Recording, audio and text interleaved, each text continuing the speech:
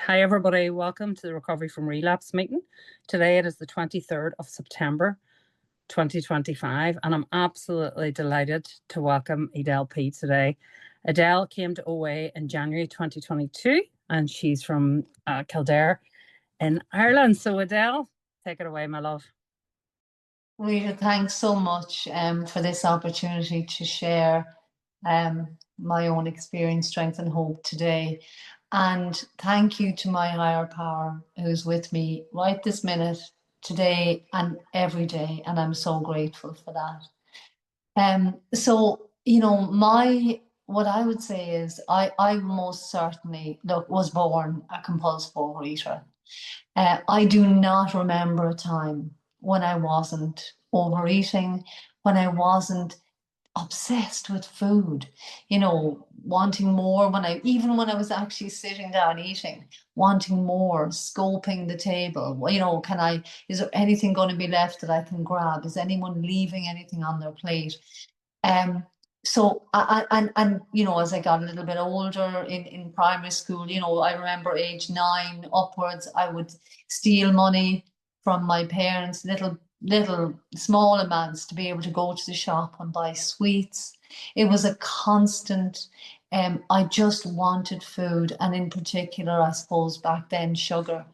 And but that was it didn't become a problem for me. So that's just the way I lived. When it really became a problem for me, and I was overweight as a child, but as I said, it really became a problem for me when when I hit puberty. So that was, say, age 12 and a half about. And I had this absolute huge realization that I did not look the way I needed to look. And it was like, it was such a shock to my system almost. I remember just, oh, what am I going to do? I have to look this way. And my older sister, who's 3 years older, was actually a very thin child, probably too thin, but that's just how she was. So I believed I needed to look like her. I needed to be this really, really thin person to be acceptable in the world. And so that started a history that spanned just over 40 years, for about 41 or 2 years, until I came into OA in 2022. And that was me dieting and restricting and exercising, all of that for years. So it was an absolute binge diet cycle. And as the years went on, it became more binge than diet. But I tried everything. I really did. Other than having surgery, every kind of diet you could imagine, every diet, every exercise regime, I was there, I was doing it. And the thing is, an awful lot of them worked while I was doing what I was supposed to be doing. So, but then I couldn't maintain it. I just could not do it. And what I realize, of course, today is that it was my life that was unmanageable. I couldn't manage life.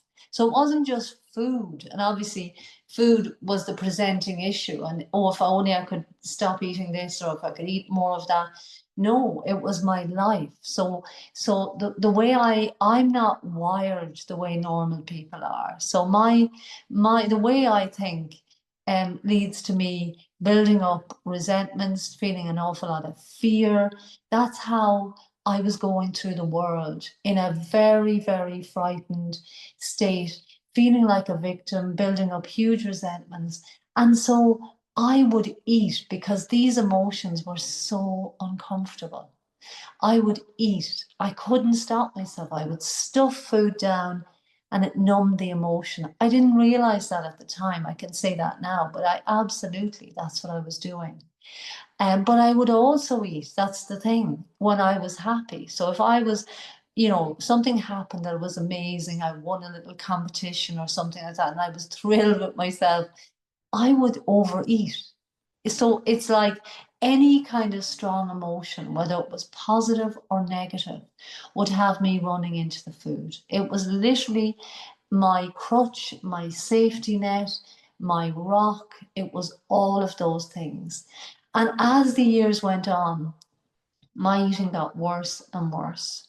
So I would so often end up, at night lying in the recovery position in bed, trying to stop myself from vomiting because I had a real fear of vomiting, and crying, saying to myself, I'm not going to do this. I'm not doing this again. Tomorrow is going to be different. Tomorrow I would get up then the next day, and I might last a few hours, I might not do it for a few hours, but inevitably and usually sooner rather than later, I was back eating again, often sitting, stuffing myself with food with tears streaming down my face, thinking, I'm not doing it, I'm stopping this, I'm stopping this, and while I was stuffing the food into my mouth. And that was a pattern for me that lasted all through all my life. But as I said, over the years, it got worse. It got worse and worse. And for about 4 years before I joined OA in 2022, I had stopped dieting. I just wasn't able to. I couldn't. I just couldn't do it. I knew I didn't last 5 seconds, and I'd stopped. I'd really gone into a place of absolute despair. I'm never going to be able to do this. So my body shape, my size, my weight. I would say my weight was going up, except I just refused to weigh myself because I didn't want to see what the scale was going to tell me. But my clothing kept getting bigger. I kept having to go up and up and up and up in sizes, because I just couldn't stop. And so by the time I came to OA in 2022, I really was beaten by the food. And I got a sponsor within, I think within 2 days, I got a sponsor, and I worked the steps, and that sponsor was really lovely. Like she was, it was a very positive experience. Um, but when I had recovered after the few months of doing the steps, I decided that I didn't need to be doing a weighed and measured food plan. And because I was recovered, my sponsor said, okay, if that's, yeah. So she thought, well, I suppose you're recovered now. Um, so my disease, so as I said, it had really progressed. So sorry, I should backtrack for a second. So I decided I didn't need this food plan. I wasn't eating my red foods, my trigger foods.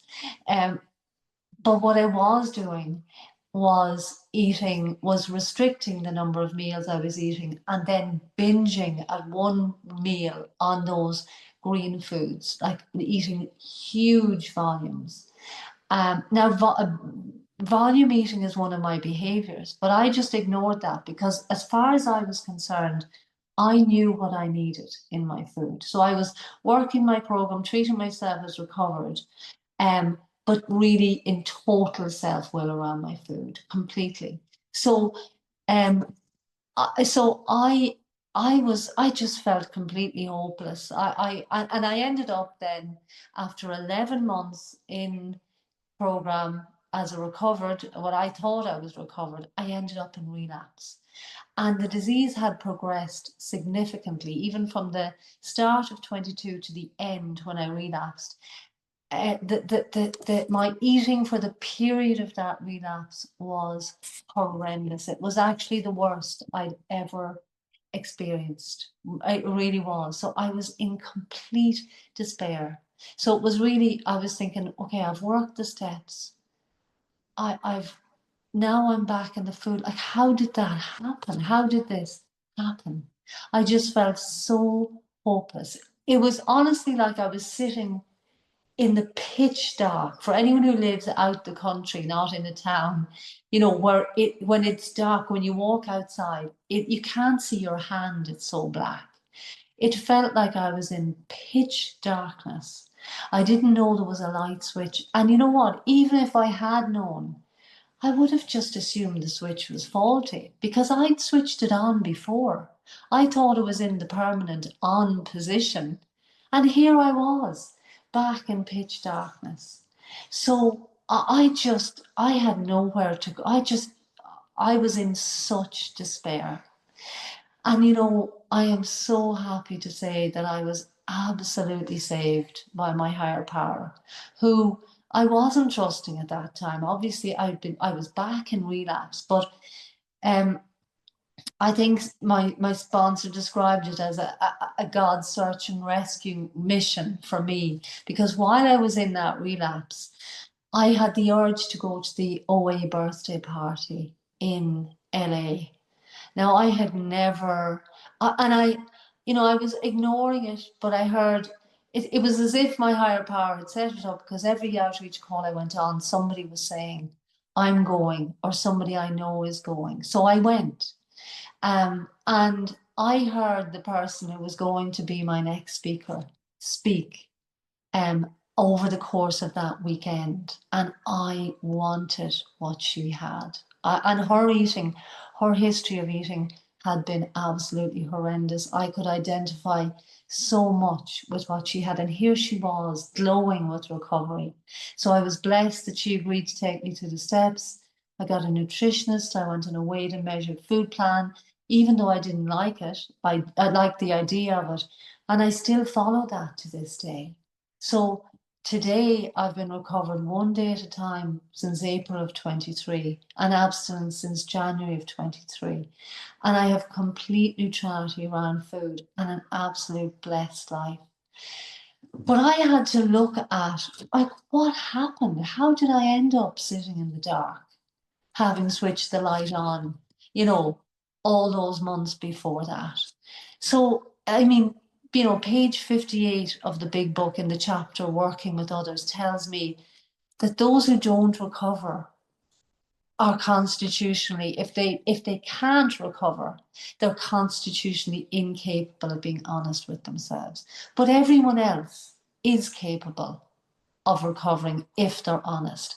I wasn't in the constitutionally incapable category.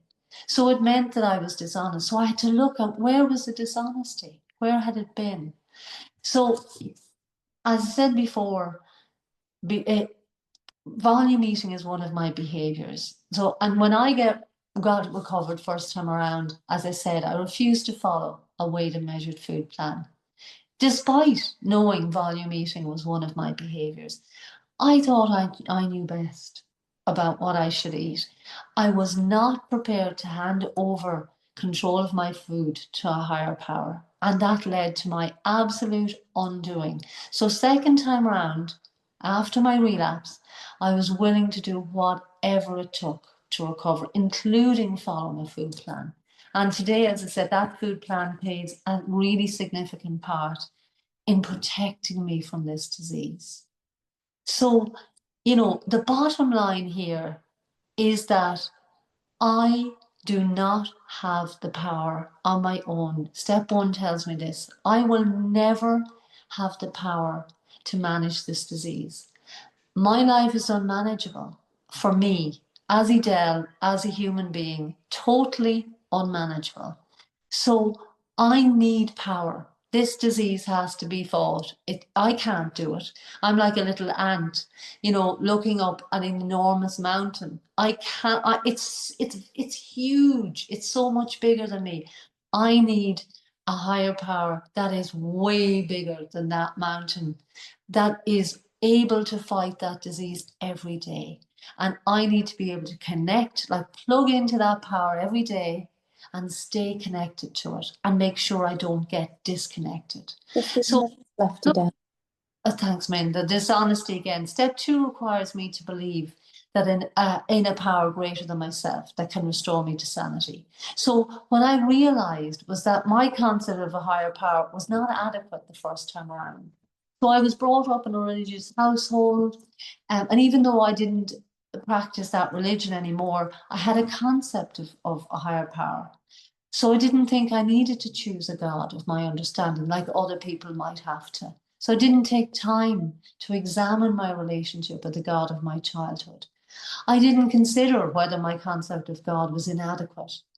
And I discovered to my absolute detriment that it was woefully inadequate. So the thing is, the God of my upbringing was judgmental and punitive. So I was loved when I was good, and I could be punished when I was bad. So when I really looked at it, I realized that there was a sense of waiting for an axe to fall, waiting for the axe to fall. So I couldn't trust that higher power. How could I possibly trust a higher power that was ready to strike me down the minute I did something wrong or I wasn't how I should have been? And without trust in a higher power of my understanding, I couldn't recover permanently. There was just no chance. And this is because step 3, the next step, requires me to make a decision to turn my will and my life over to the care of God as I understand Him. But without trust, that wasn't possible. So I had to go back to the drawing board. I had to choose a concept of a higher power that I could trust. So with the guidance of my new sponsor, I was able to do that. And the God of my understanding today is huge, just vastly bigger than the disease. And most importantly for me, unconditionally loving. Because that fear often lingers that, oh my goodness, is my higher power going to be almost cross with me? That like a childlike like thing. But today I have a relationship with my higher power. I absolutely trust my higher power. I really do. I feel, my higher power is my safe place. And I don't just turn to my higher power in the bad times. I bring him into daily life and I'm led by him. So, I mentioned step 3, and that requires me to make a decision to turn my will and my life over to the care of God as I understand Him. So when I looked at the dishonesty piece again, I realized first time around, I thought I'd surrendered my life and my will to God, but I hadn't. I was totally in self-will around food. So God could take other areas of my life, but He was not getting my food. I decided fasting was a great idea. I went into restriction for the first time in my life while in the program, believing myself to be recovered. So I wanted to drop the weight. And the bottom line is, I didn't trust God to achieve this for me. I just didn't. So, what does the third step even mean? Well, now I know the third step means that nothing is any of my business. So, what job I do, what co-workers I have, what staff I have, if I manage, what relationships I have, what happens in my children's lives or the lives of my loved ones, my health, my finances, my body weight, shape, none of it is any of my business. So I have to know, the truth is, I know nothing about how my life or the lives of others should unfold. Nothing. Only God knows. It's His business, not mine. I don't have His script. I have to surrender, stay out of His business and out of His way, and do my part, the actions I need to take, the next right thing. That's my bit. And the reality is, at any given moment, I'm either picking up fear or I'm picking up faith. And fear says, I'm okay if I'm a certain weight, if my kids are okay, if. Faith says, I'm okay even if I don't get the job, even if I'm not dropping weight as fast as I can, whatever, I'm okay. So a question I frequently ask myself now is that, am I picking up faith or am I picking up fear in what I'm believing right now? And actually, there's a lovely prayer I hope I've found that I want to say, that I say regularly, that I heard. It was a spiritual podcast I listened to, not an OA one, but I love this prayer for this hard step. It says, God, I've been tormenting myself because I've been insisting on how my life should be. This isn't working, so it's obvious that I need to listen to you. From now on, the slate is blank. Fill it in. Do with me what you will. You've given me so many talents. What do you want me to do? Who do you want me to serve? I'm yours, God. Don't waste me. Use me up. And I love that. So for anyone listening who's in relapse, I so understand that dark, dark place of pain and despair. But please trust me when I tell you that there is a solution and it's yours for the taking. Like, all that's required is for you to be willing to work the steps from start to finish, whether that's with your existing sponsor or with a new sponsor, to follow your sponsor's guidance, to be rigorously honest with your sponsor and in all aspects of your life. My sponsor taught me that dishonesty is like taking a permanent marker and writing, "Keep out God in my heart." She said, God won't go where there's dishonesty. So I know some of you may have worked the steps multiple times and might be thinking, what's the point? You know, been there, done that. And I can really identify with this. Second time around, I had that attitude. You know, I've already done the steps. So what's left to learn? I did it, it didn't work. I had absolute despondency. I was really closed off. So my sponsor said to me, you know, in order to recover, you just have to have a brand new experience. I had to set aside what I thought I knew.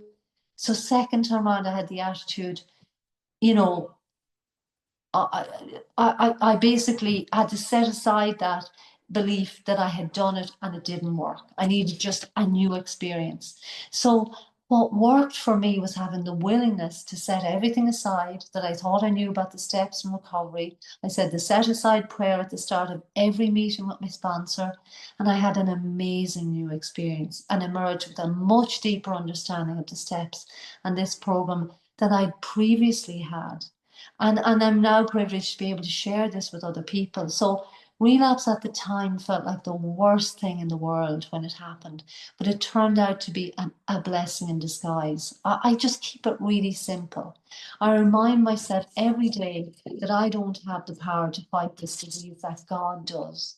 So I work my program every day to the best of my ability, doing daily step 10s just to keep that fear and resentment away, deal with it, because that's what will block me. That's what will disconnect me from my higher power. And as I said, without that higher power, I'm back in the food. I am at the mercy of this disease. So today, one day at a time, I live an abstinent, sane, peaceful, fulfilled, and contented life. And it isn't all smooth sailing. Like, life gets lifey the way it does for all of you. But when it does, I pause. And what I do is I ask, what would God do? And I do it. Or if you want to phrase it, what would love do?